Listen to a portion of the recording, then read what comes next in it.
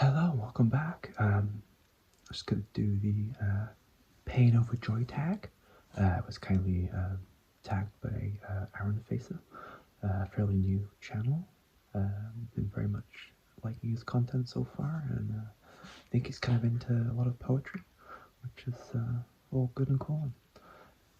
Bit ambivalent to poetry myself, but he's got a very lovely way of talking about it and stuff, so I'm very much here for that kind of content. So yeah, go check out Aaron Facer. This is an original tag by Jessica, Lady Love Said Reads, not a channel I'm familiar with. I wasn't originally ever going to do this tag. It's a lot of people have done it though. It's been interesting with some of the responses. I think I'm kind of a little bit on the side of Daniel, A Guilty Feet, and thinking that maybe this tag is a little bit too simplistic and binary, just to describe books as either pain or joyful, or painful and joyful. I think it's a little bit binary. I mean, I don't mean to be mean about the tag or the tagging. I mean, I was very curious as to the reason behind this tag, and so I did check out the original video, and there is context.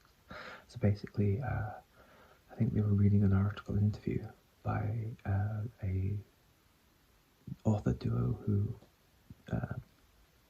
write romance novels, and I think they just finally got really just fed up with romance novels typically being described as cheesy and fluff and just kind of being looked down upon in critical terms. And so they kind of just wrote, I don't know if it's an article or an interview, but they just basically said, why is it that anything that has a little bit of joy is kind of looked down upon, whereas stories about pain tend to be critically lauded. I think that's a bit of a it's a bit too binary for me. I mean, I find I'm literally just gonna talk about fiction, because I think in the context of it, they were really just talking about fiction.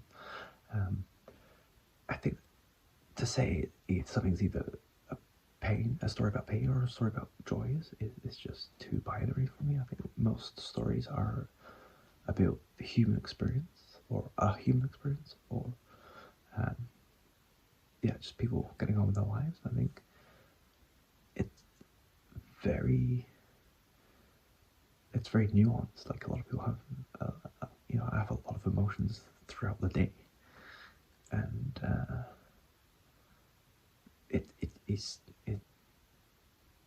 there's more experiences than just pain and joy. And I think it's just to say one or the other. And a lot of people have been saying, well, the ending, if it's a happy ending, then it's a joyful book. It was kind of the problem with, like, when Slumdog Millionaire came out, and people were saying that it was a really uplifting story, happy story. And I was like, when I watched it, I was like, well, there was a lot of Slumdog before you got to the Millionaire. Like, there was a lot of characters went through a lot before they had any kind of happy ending resolution. And so I went to say it was the happiest of movies for me. Like, there's definitely a lot of suffering, and so I kind of have that issue. It's like, I don't think the ending can completely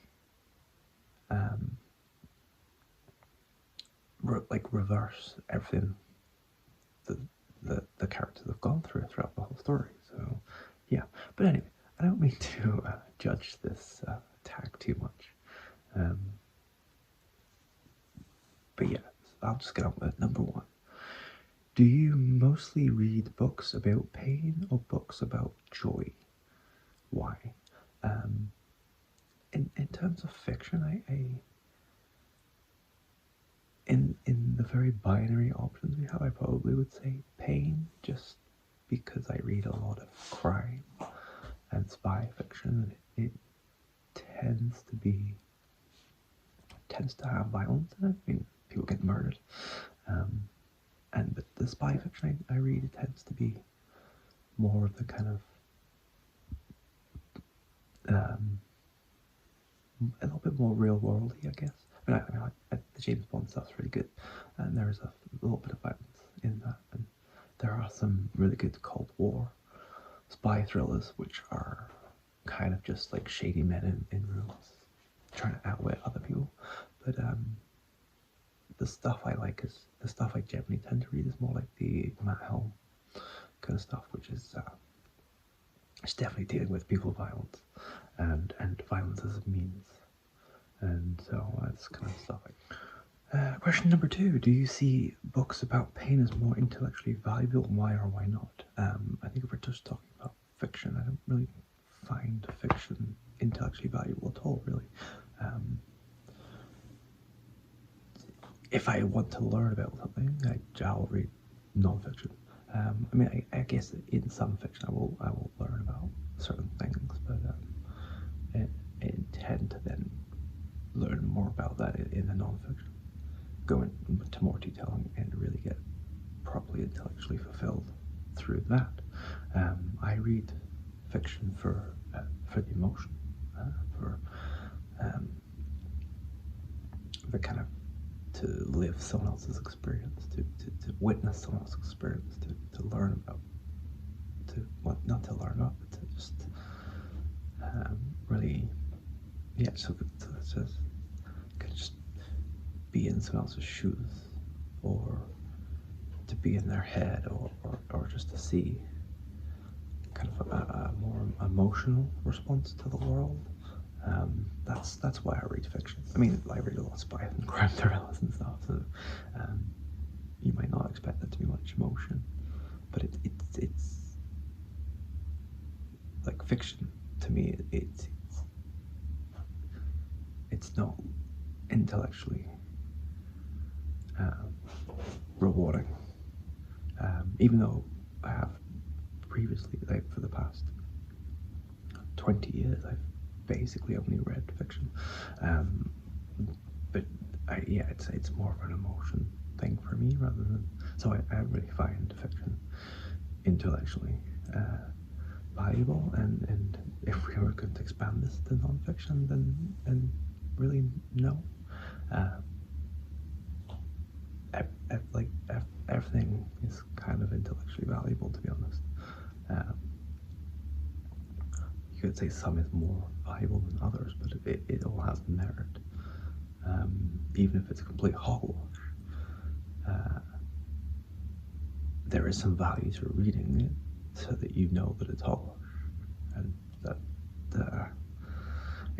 the context is always very important, and I would say I always think it's important to read a bad novel so you know what a good novel is as well. Like, if you only read great novels all the time, sometimes it can really confuse. I think you don't necessarily appreciate a great novel or anything as much if you don't sometimes read a bad one too. Number 3, why do you think major book prizes like Booker and the Pulitzer mainly award books about pain? I don't think they do. I think this is a bit of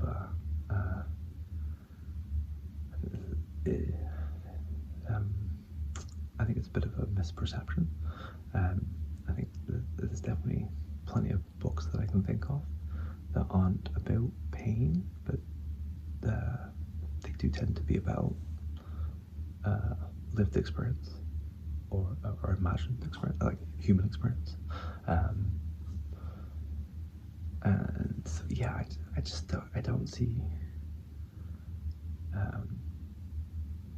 there really just being books just about pain. Some may have painful elements in them, scenes of suffering. But yeah, I don't see the books about pain really mainly being awarded. For do you use and agree with the phrase guilty pleasure? Why or why not? I don't really think of guilty pleasure in the, like, I guess the